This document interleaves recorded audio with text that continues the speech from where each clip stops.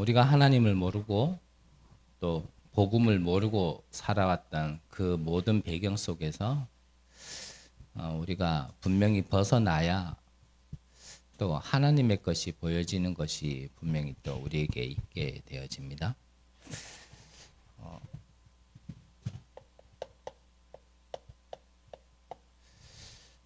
이전의 것을 벗어나서 새로운 것 안에서 응답을 받던 인물들이 바로 렘넌트 7명들이었죠.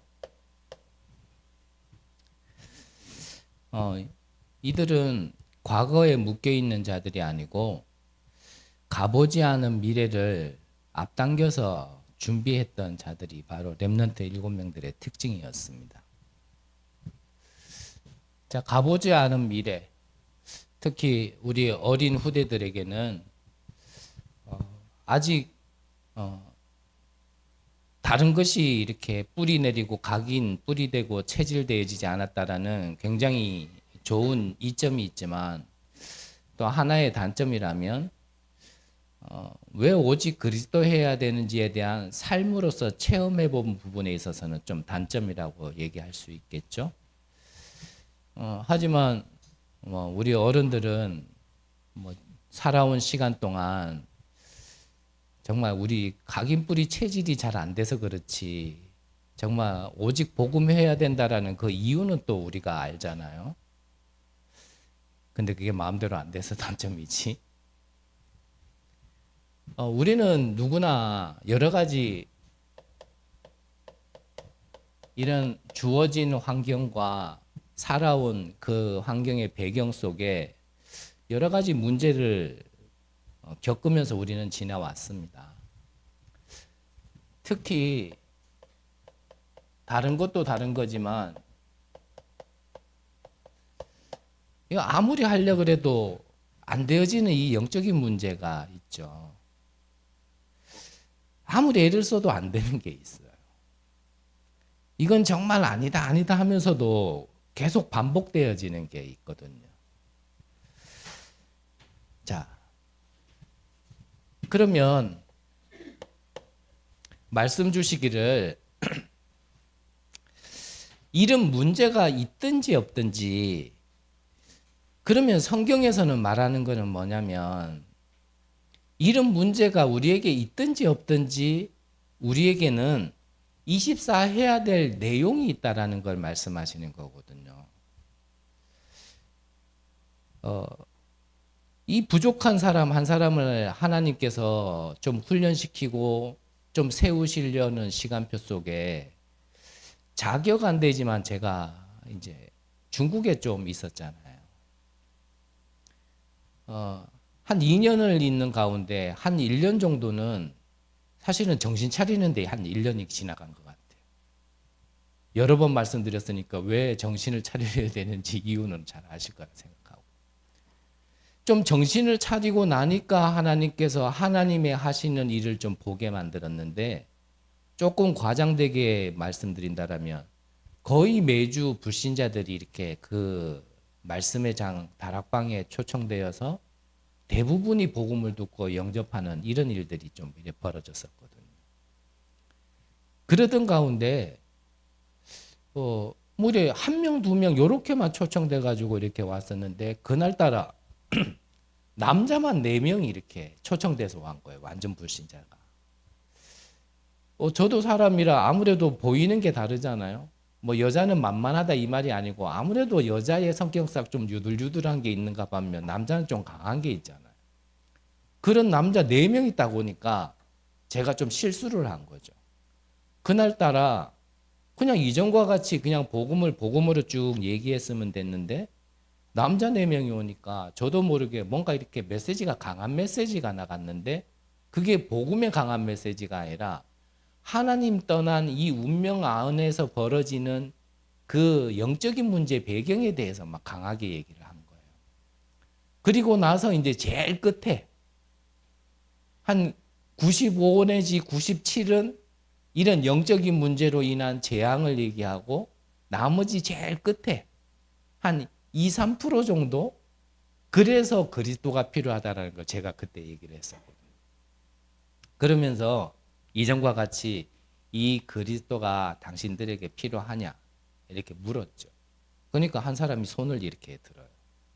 들으면서 나는 당신처럼 그러한 문제가 없었기 때문에 나는 당신이 말하는 그리스도가 필요 없다 이 얘기를 하더라고요.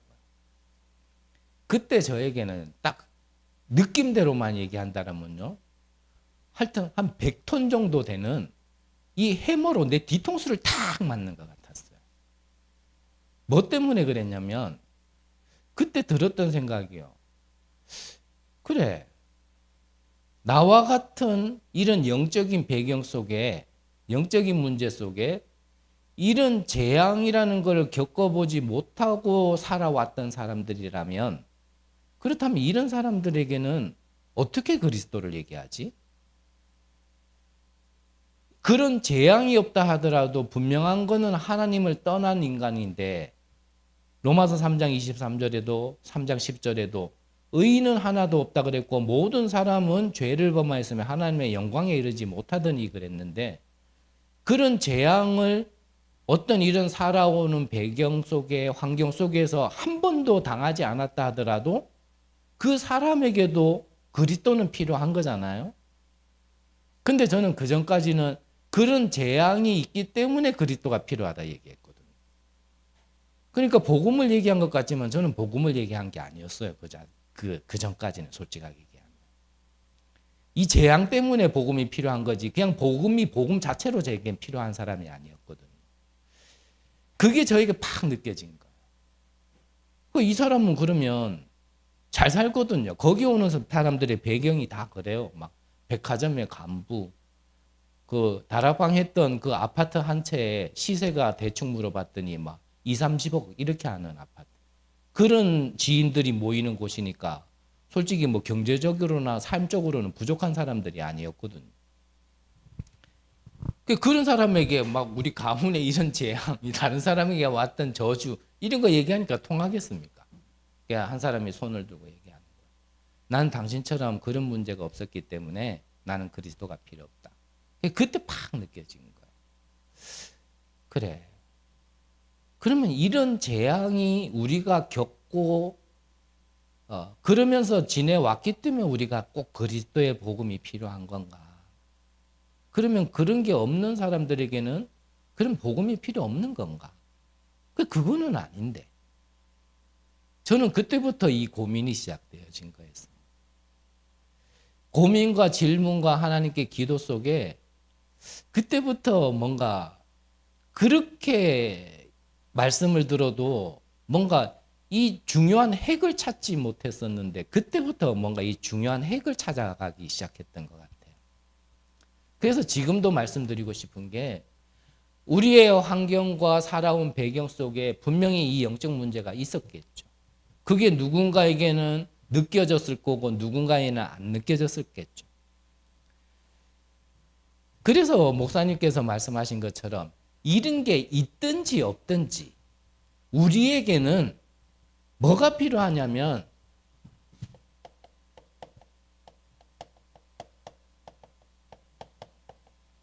이 근원적인 힘이 있지 않으면 결국은 안 되어진다라는 겁니다. 그래서 치유라는 것도요, 근본적으로 바꿔주지 않으면 뭐 좀 삶이 나아졌다, 뭐 정신이 좀 돌아왔다, 그런 걸로 되어지지 않는 게 있습니다. 그래서 내게 문제가 있든지 없든지 영적으로는 분명히 하나님 떠난 상태가 있기 때문에 하나님이 주시는 이 근원적인 힘을 내가 계속 누리지 못하면 가진 자는 가졌기 때문에 무너지고요. 못 가진 자는 못 가진 것 때문에 무너지는 거거든요.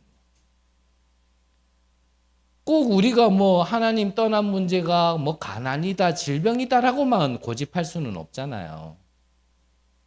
그럼 뭐 몇십조의 재산을 가지고 있는 이재용 부회장은 어떡합니까?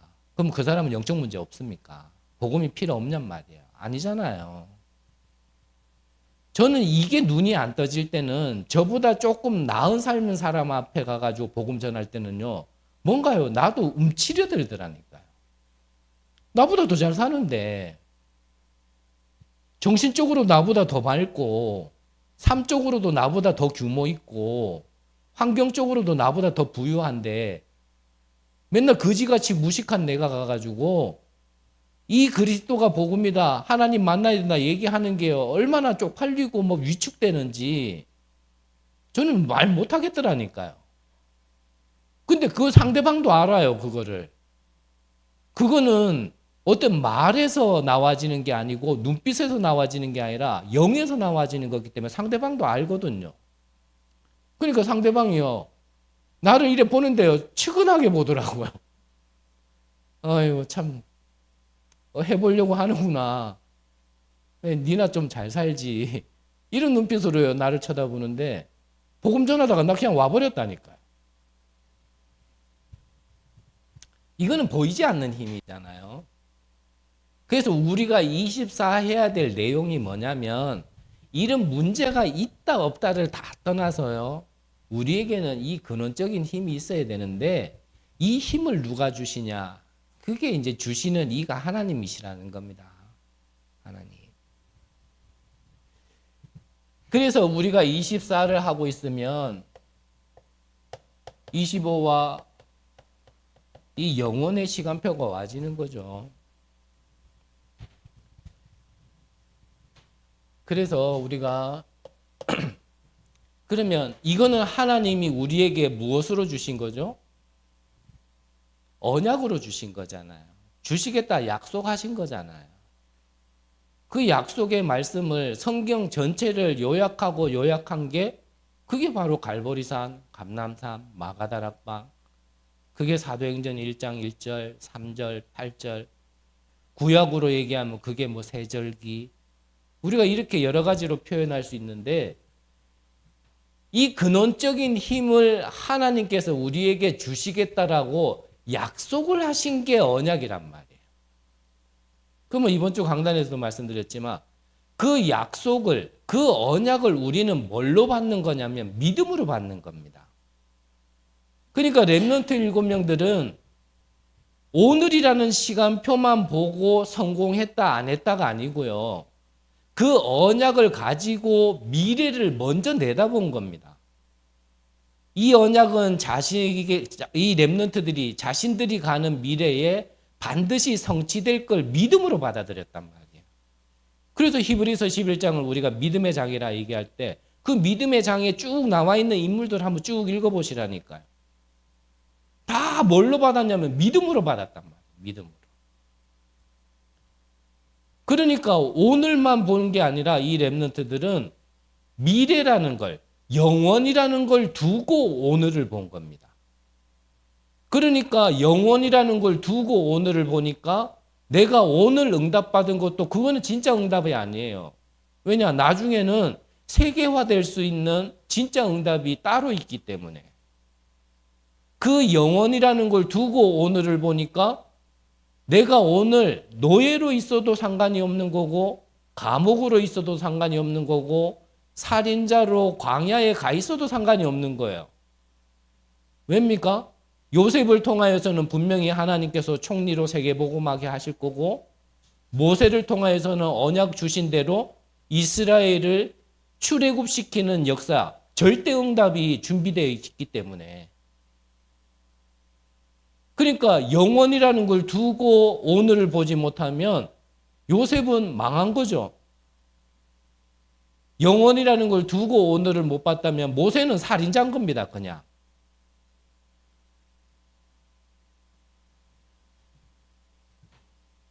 그래서 우리가 이걸 약속으로 주신 거기 때문에 우리는 믿음으로 받아들이는데 이 믿음에 방해되는 게 뭐냐면은 그 방해되는 걸 찾아서 그거를 버려야 된다라는 거예요. 다른 말로 하면 이전 것이죠. 이전 것. 이전에 내가 이미 보고 듣고 체험하고 배우면서 그 방식대로 살아왔던 사단의 12가지 망대. 그것을 보고 바울이 초등학문이다 그랬는 겁니다. 초등학문. 그 초등학문의 내용을 오늘 성경에서 쭉 나와 있는데 하나님의 자녀가 하나님의 유업을 받을 자가 즉 하나님의 자녀에게 하나님이 하나님의 유업을 주시는 거잖아요. 하나님의 자녀가 이 하나님의 유업을 받아야 될 것을 모르면 하나님의 자녀인데도 불구하고 세상의 종로를 사단의 종로를 탄다라는 것을 지금 얘기하는 거거든요. 거기에서 벗어날 수 없는 어떤 체험, 지식, 내 생각, 내 주장 그 모든 것들을 뭐라고요? 초등학문이다라고 얘기하는 거예요.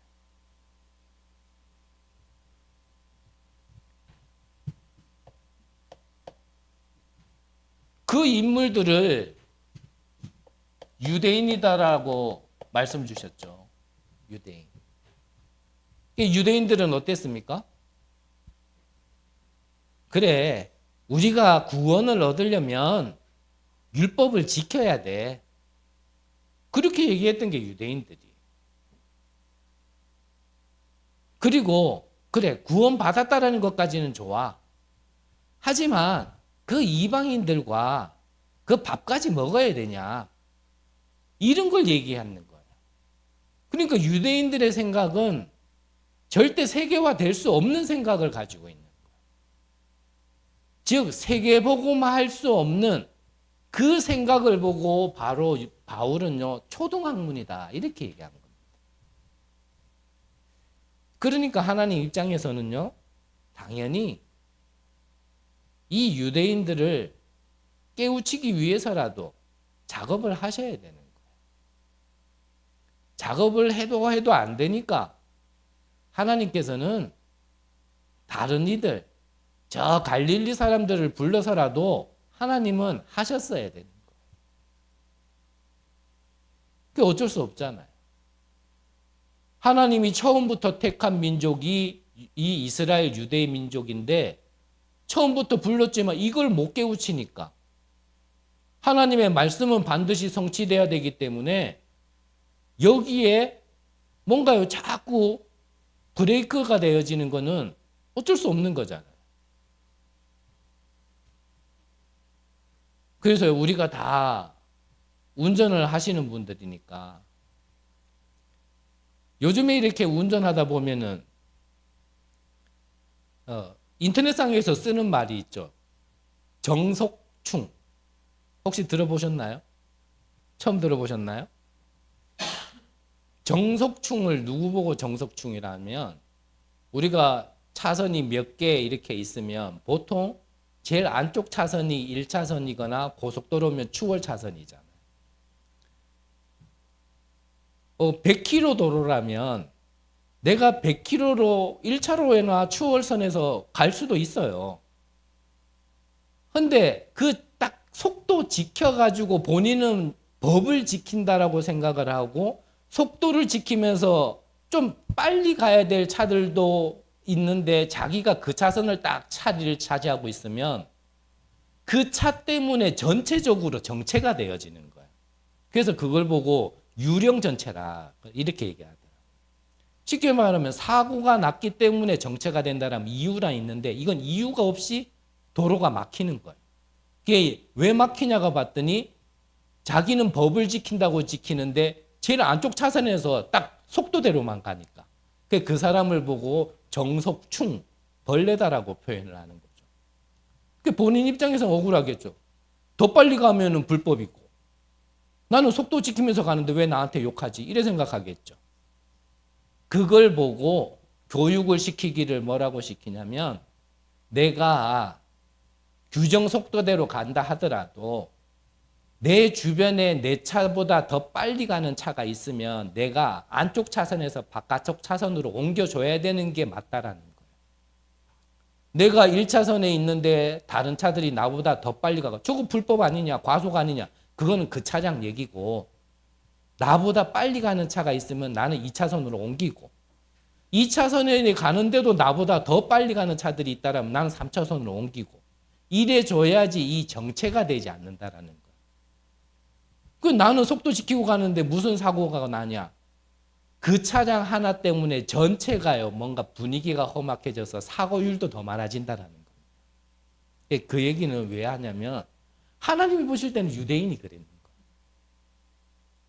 먼저 말씀을 주시고 정확한 언약까지 주셨는데 이들이 이거를 못 받아들이니까.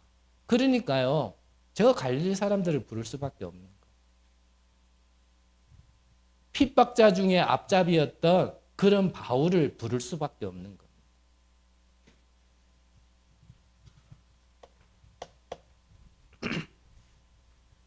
그리고 버릴 걸 뭘 버려야 되냐면 육신적인 것.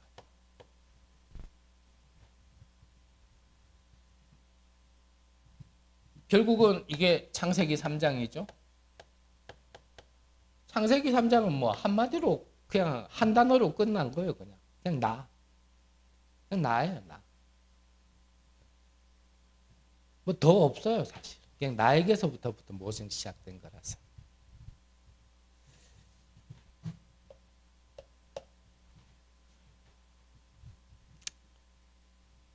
그러니 유대인들은요, 사실은 자기들이 지키고자 했던 율법에 관심이 있었지 복음에 관심이 없어요. 그러니까 아직도 자기들을 구원할 그리스도를 아직도 기다리는 민족이 저 유대인들이거든요. 그리스도를 모른다는 얘기는요, 생명도 모른다는 얘기입니다.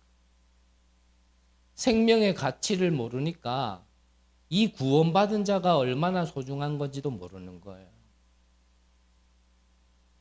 자기들이 원하는 게 안 되어지면 예수님도 십자가에 못 박아 죽이는 게 바로 유대인들이라니까.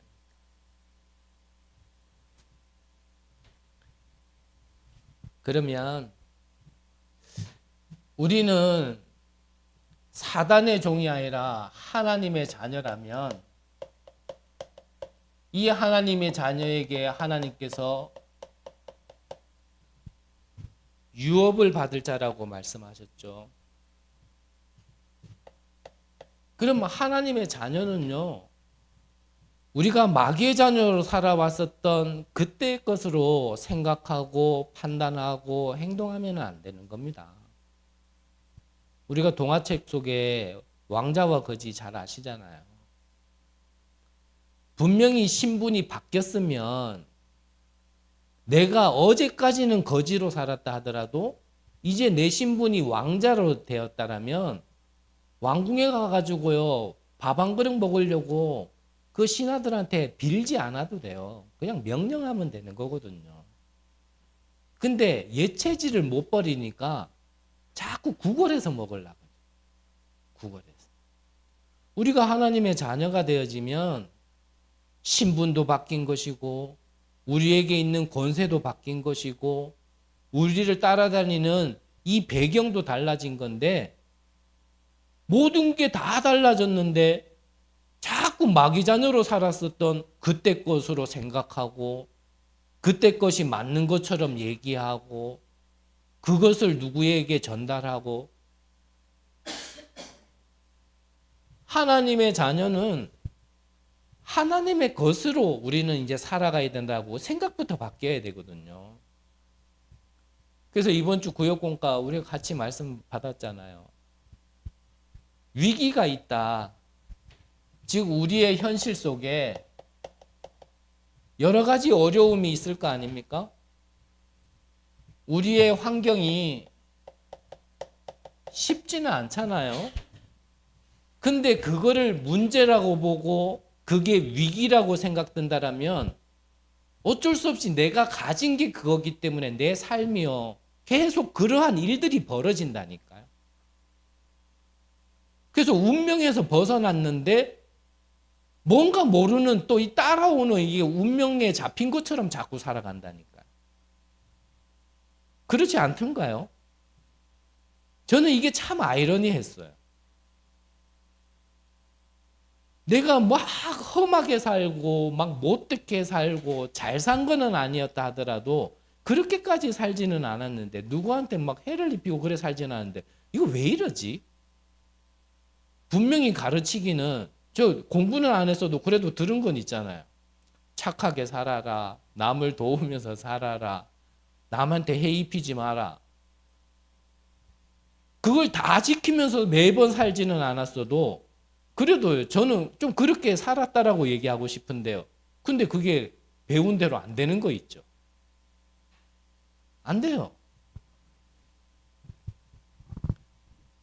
우리가 뭔가 안 되어지는 그런 환경과 어려움 속에서 우리가 생각을 바르게 못하면 마귀 자녀 때 것처럼 생각을 하면요. 그게요. 내 운명 되어지는 겁니다. 하나님 자녀인데 그래서 오늘 바울이 얘기했잖아요.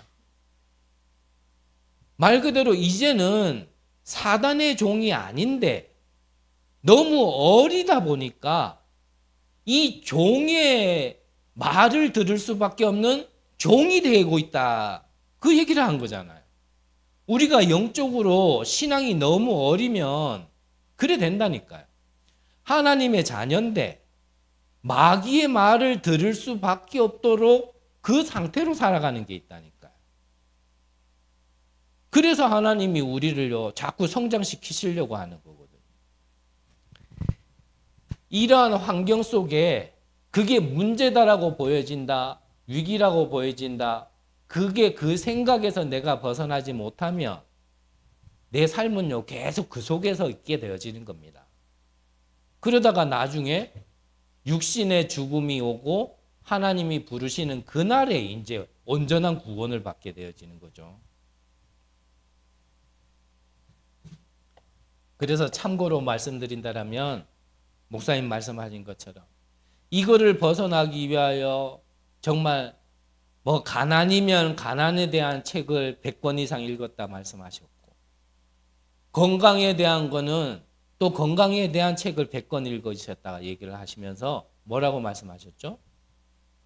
그것이 나의 눈을 열어주는 것은 맞지만 그렇다고 해서 응답이 온 건 아니다. 진짜 응답은 어디에 있다고요? 성경 안에 있다고 얘기하셨어요. 우리가 좁아진 걸 넓히기 위하여 그런 정보도 필요하지만 그게 저 세상 사람들처럼 근본적인 답이라고 생각하면서 우리 그걸 접하거나 우리 후대들에게 그걸 자꾸 가르치면요. 그러면 성경을 안 읽혀야 돼요. 그러면 이중생활하게 더 우리가 도와주고 만들어가는 거거든요. 그래서 앞서 말씀드린 것처럼 하나님의 자녀는 하나님이 주신 것을 24 하는 겁니다. 그럼 하나님이 주신 거 뭐냐? 그게 393이잖아요.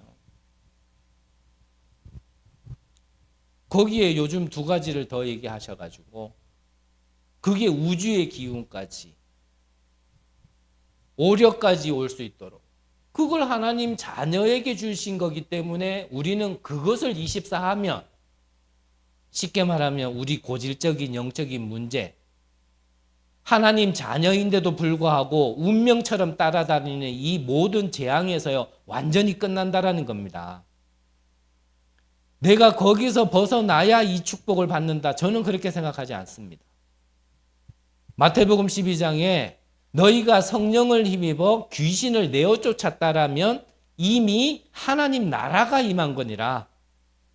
하나님 나라가 임하니까 귀신이 내어 쫓긴 거지 예수님이 말씀하신 거잖아요.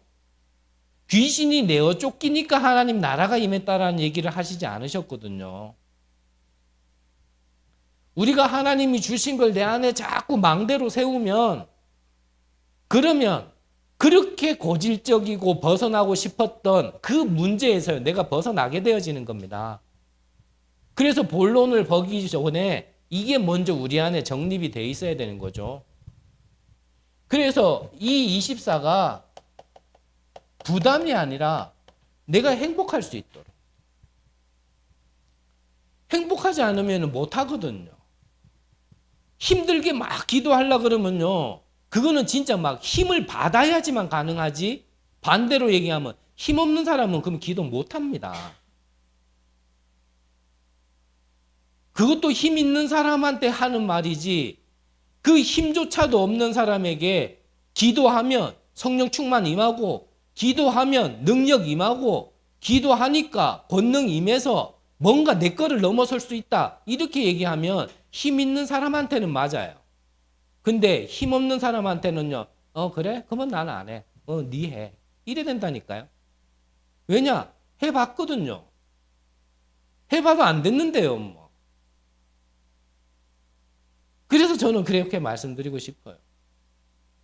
넣고 돌리고 빼고가 쉬운 사람이 있어요. 당연한 사람이 있어요. 누가 가르쳐주지 않고 누가 힘주지 않고 힘 안 보태줘도 넣고 돌리고 빼고가 그냥 되는 사람이 있는데, 넣고 돌리고 빼고가 아예 안 되는 사람이 있다니까요. 그러면 무슨 놈의 복음이 누구에게는 복음으로 적용되고 누구에게는 복음으로 적용 안 되고, 그럼 그게 무슨 복음이냔 말이에요. 더 정확하게 얘기하면 절대 안 되는 사람에게도 절대 가능케 만들어주는 게 복음이지. 그럼 절대 안 되는 사람한테 해봐 하면 돼. 할 힘이 없는데. 그래서 근원적인 힘을 먼저 받을 수 있도록 이게 무엇인지를 얘기해주고 그거를 자꾸 심어줄 수 있도록 해줘야지 그걸 넘어설 수 있지. 안 그러면 안 된다니까요. 그 안 되는 걸 갖다가 네가 뭐 믿음이 없다, 네가 뭐 중심이 없다, 네가 아직 뭔가를 못 벗어났다, 다 맞는 말인데요. 적용은 안 될 겁니다. 분명할 겁니다. 저는 모르겠어요. 다른 분들은 모르겠는데 저한테는 그렇게 말하면 절대 적용 안 돼요. 해보려고 했거든요. 여러 번 말씀드렸지만 아무리 철이 없어도 가정을 이뤘으면 가정을 생각해야 되는데, 나도 해보고 싶었는데 안 되는 거 어떡합니까? 그게 자랑이냐? 제가 지금 자랑합니까? 저도 부끄러워요. 이런 얘기 자꾸 할 때마다. 너무 많이 해가지고 그런 얘기 그만하라고 하시는 분들도 계시잖아요. 네 부족한 거 잘 아니까 이제 부족한 거 그만 얘기해라. 그러면. 그게 자랑이라서 제가 얘기합니다. 정말 눌려있는 자에게는 그게 안 된다니까요. 뭔가 으쌰으쌰 해가지고 할 수 있는 사람에게는 어찌 보면요, 그리스도 아니라도 으쌰으쌰 해가지고 살아가요. 밥 먹고 살아가고 직장 다니고 그걸로 돈 받아가지고 자기 좋은 거 하고 거기다가 좀 더 교회 다니면 헌금도 하고 그러면서 예배도 드리고 기도도 하고 전도도 하고 그런 사람은 또 그렇게 살아갑니다. 근데 저 같은 사람한테는요, 그렇게 하라면 그게 안 맞아요. 그래서 요즘에 안 보이는 친구 있잖아요. 지난주에 계속 안 보이길래 전화를 했죠. 전화를 했더니 이 친구가 뭐라 그런 줄 아십니까? 저는 목사님 왜 전화인 줄 압니다. 왜 전화했는 것 같은데. 그러니까. 요즘에 뭐 교회 안 나오고 예배 안 드리니까 지금 교회 나오고 예배 드리라는 거 아닙니까? 이 얘기 하더라고요. 그래, 아이고, 내가 속으로 말은 표현했지만 네가 나를 몰라도 한참 모르는구나. 내가 목사지만 복음 전하면서 교회 나와야 된다 얘기하지 않는 사람이다. 정말 우리에게 주신 복음이 무엇인지 바르게 한 번만 들어간다면 평생 교회 안 나와도 되고 평생 예배 안 드려도 된다라고 얘기하는 사람인데, 내가 지금 교회 나오라고 예배 드리는 것 같은가? 속으로요, 그런 생각을 하면서 내가 그래서 전화한 것 같아? 그랬더니 그런 것 같다라는 거예요.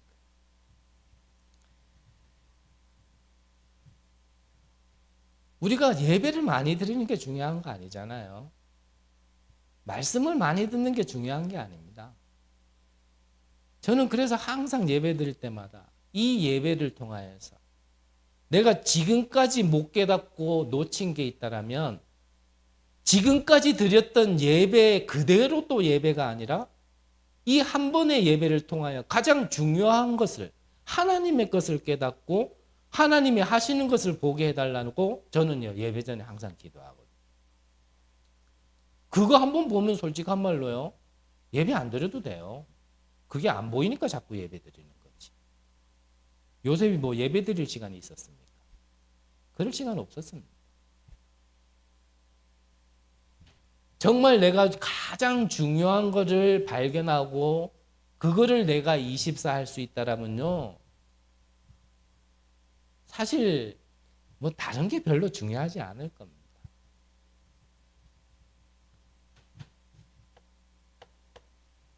그래서 이거를 발견하기 위하여 우리는 예배를 드릴 때 이 말씀 속에서 우리는 답을 찾는 거죠. 답을. 그래서 뭐 저는 말씀드리기를 은혜 받는 말씀 말고요. 좀 우리가 어린 신앙 말고 좀 성장한 신앙이라면 이제는 은혜 받는 말씀이 아니라 이게 내게 성취되는 말씀을 내가 받을 수 있어야 되고 그 말씀이 나의 삶에 어떻게 성취되는지를 확인할 수 있어야 되거든요. 그게 보여진다라면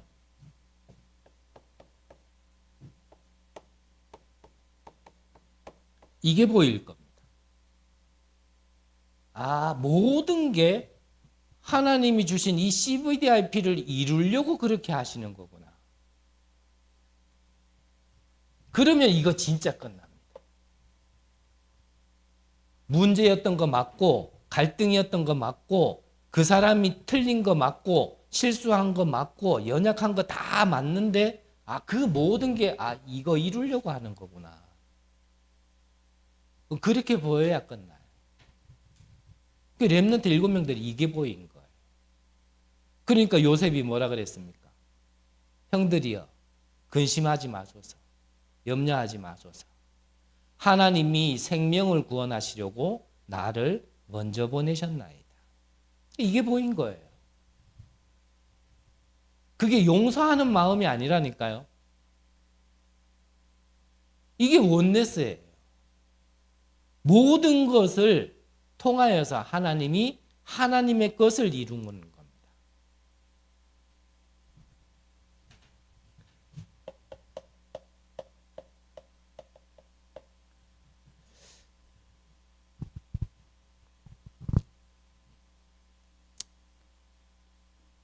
제가 참 그래요.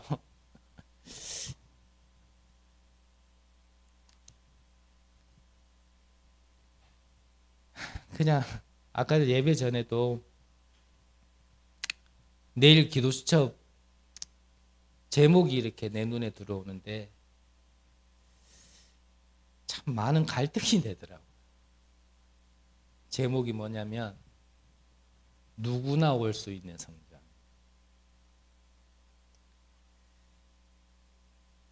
그냥 하나님 앞에 많이 부끄럽더라고요. 제 마음이 변하지 않는다라면 저는 하나님 앞에 부끄러워서 내일 새벽 기도는 안 하려고요.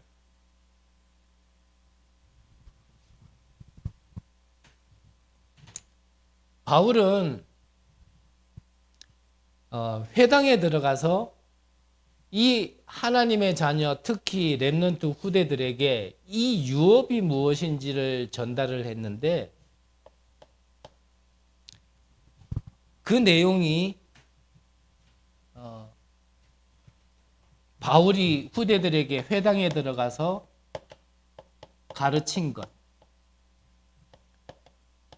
그게 사도행전 17장 1절이죠. 뭡니까? 그리스도의 당위성, 유일성.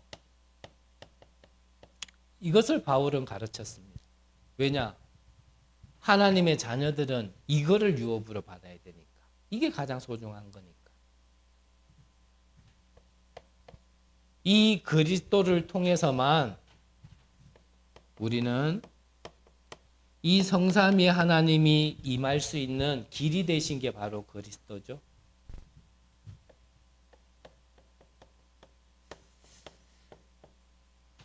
보좌의 축복이 임할 수 있는 길이 바로 이 그리스도입니다.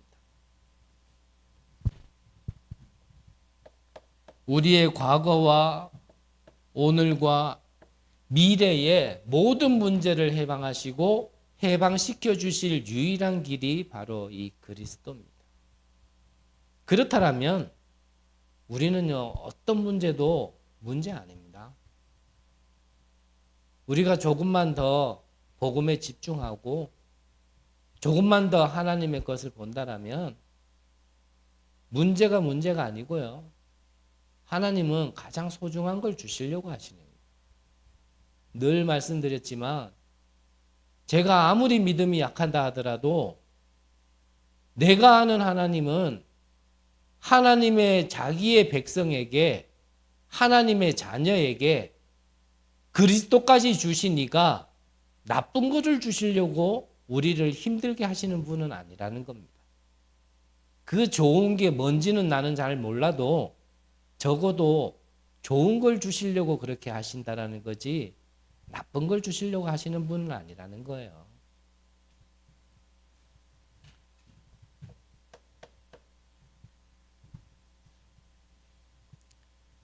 그 그리스도의 이름으로 우리는 이 공중권세 잡은 자를 결박하고 우리는 오히려 잃어버린 공중권세를 회복할 수 있는 길이 바로 그리스도죠.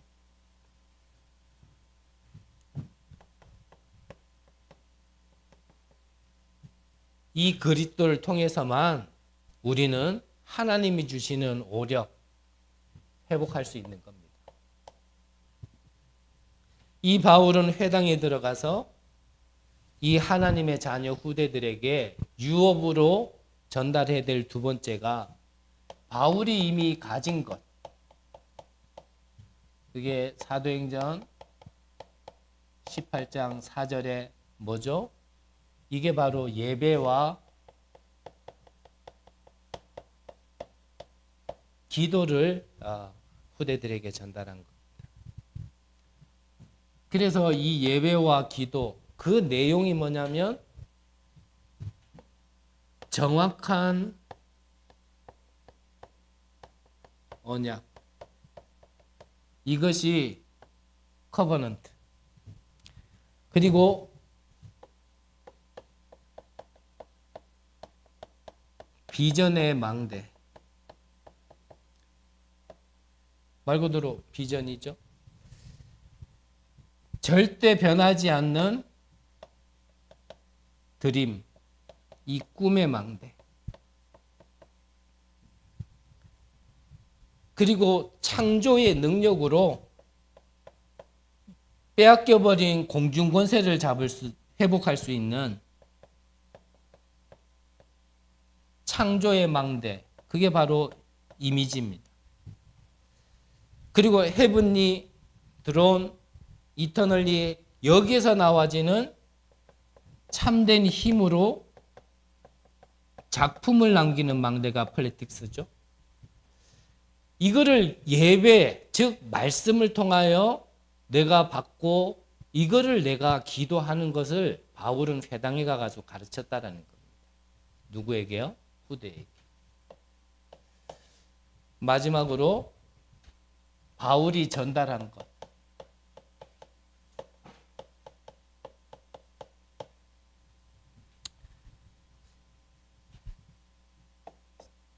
사도행전 19장 8절에 하나님의 그 나라. 이걸로만 절대 무너지지 않는 망대를 세우는 겁니다. 무너지지 않는 망대. 그래서 분명히 마태복음 16장에도 베드로가 그리스도를 정확하게 고백한 이전과 이후는 달랐어요. 이전에 가르치셨던 것은 이후에 주신 것과는 비교가 안 되는 중요한 것을 고백한 이후에, 그리스도를 고백한 이후에 말씀하셨거든요. 그래서 즉시 말씀하신 게 뭐죠? 바요나 시몬아, 내가 복이 있도다. 이를 내게 알게 하시는 내가 아니고 하늘에 계신 내 아버지시니라 라고 말씀하시면서 내가 반석 위에 내 교회를 내가 세우겠다라고 말씀하신 겁니다. 그러면서 천국 열쇠를 말씀하셨고 흑암이 절대 이기지 못하겠다라고 말씀하신 거고요. 그 전까지는 사실 이 중요한 얘기를 하지 않았어요. 우리 개인들도 마찬가지입니다. 우리가 그리스도를 어떻게 정확하게 아느냐 이전과 이후는요 분명히 달라지게 되어 있어요. 그 이후부터 보여지고 들리는 거는 달라요. 다른 말로 하면 그때부터의 가치관, 우선순위는 달라지게 되어 있습니다.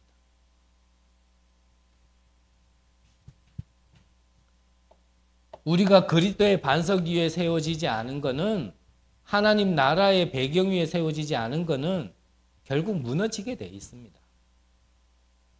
얼만큼 열심히 하고 그 개인의 타고난 그릇이 얼만큼이냐에 따라서 얼만큼 유지되느냐 그 차이뿐이지 결국은 한계 오게 돼 있어요. 그러면 절대 무너지지 않는 이 망대의 내용이 그게 플랫폼.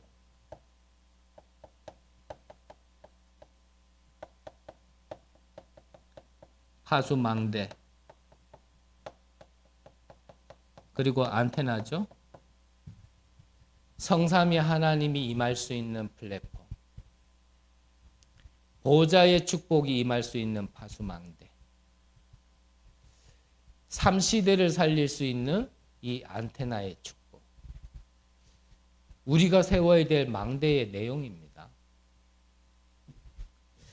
그래서 이 망대를 통하여 빛을 발할 자를 하나님께서는 파수꾼이다라고 말씀하신 거죠.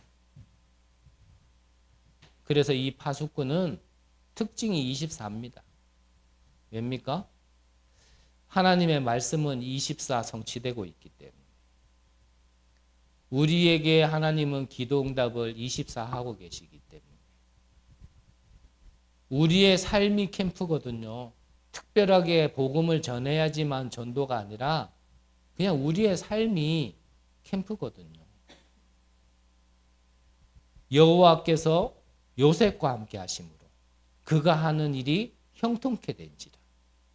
하나님의 축복이 보디발의 집에, 밭에, 모든 곳에요 보여질 만큼요 나타나는 게 그걸 보고 캠프라 얘기하는 겁니다. 요셉이 보디발 보고 하나님 믿으라 얘기한 적 없습니다. 근데 보디발이 봤을 때 하나님 살아계신 게 보인 거예요. 우리가 전도라는 걸요 조금 어렵게 생각해서 그래요.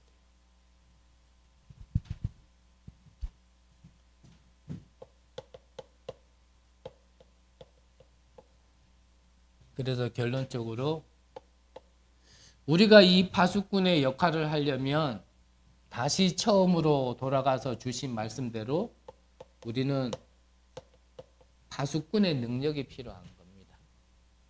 그래서 오직 성령이 너에게 임하시면 너희가 권능을 받고 땅끝까지 증인이 되리라 그랬거든요. 그래서 우리는 다른 힘이 필요하지 않습니다.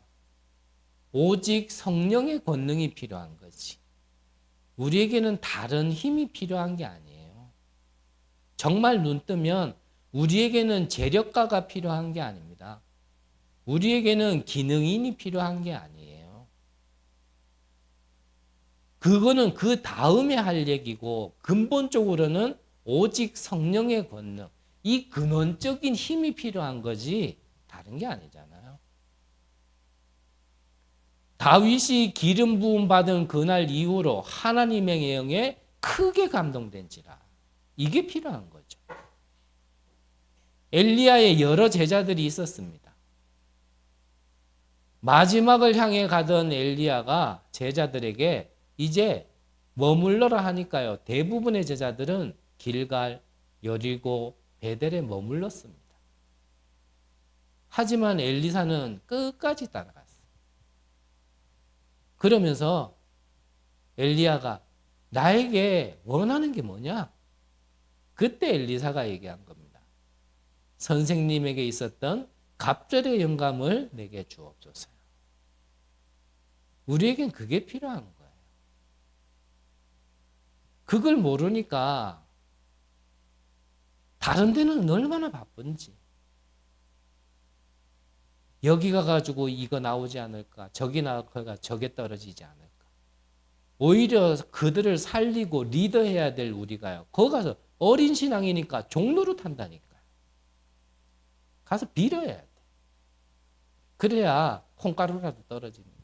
떡하면 콩고물이라도 떨어지는 거예요. 우리가 지금 당장 그렇게 하지는 못한다 하더라도요. 하나님의 자녀로 유업받을 우리가 진짜 무엇을 가지고 살아야 되는지에 대한 방향과 내용은 알고 있어야 되지 않겠습니까? 그거를 하나님께서 주시겠다고 약속하셨기 때문에 우리는 그걸 언약으로 붙들고 24 기도하는 거 아니겠습니까? 우리의 기도의 내용이 도대체 뭡니까? 제가 새벽에요, 불국사에서 내려오면 그 컴컴한데도요, 뭔가 응답받아 보겠다고 그 컴컴한 길, 그 불국사 올라가는 사람들이 있다니까. 저 대구에 있을 때는 갓바위 그 돌덩이에 빌면은 뭐 떨어진다고요?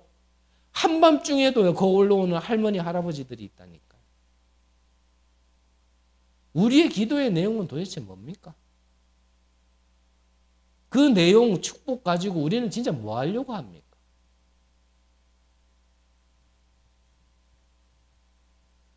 저는 부끄러워서 더 얘기는 못 하겠는데요. 참 안타까움은 뭐 많습니다. 내일 새벽 기도는 여러분들끼리 하시기를. 기도하겠습니다. 하나님, 어린 우리를 하나님께서 가르치시고 생각나게 하여 주옵소서. 진짜 볼 것을 보게 하시고 우리가 진짜 가져야 될 것을 가지고 이제는 나라는 어린 신앙에서 벗어나 우리에게 그리스도를 보내주시면서 모든 것을 허락하신 아버지의 것을 바라볼 수 있도록 주님 축복하여 주옵소서. 그래야 하나님, 우리가 입으로만 세계복음화가 아닌 그 세계복음화 237을 향하여 조금씩 조금씩 갱신하며 한 걸음 한 걸음씩 나아갈 수 있는 귀한 은혜를 우리에게 허락하여 주옵소서. 우리 교회를 축복하시어서 다른 부흥이 아니라 정말 복음이 충만한 부흥이 될 수 있도록 주님이 은혜를 내려 주옵소서. 살아계신 예수 그리스도의 이름으로 기도드립니다. 아멘.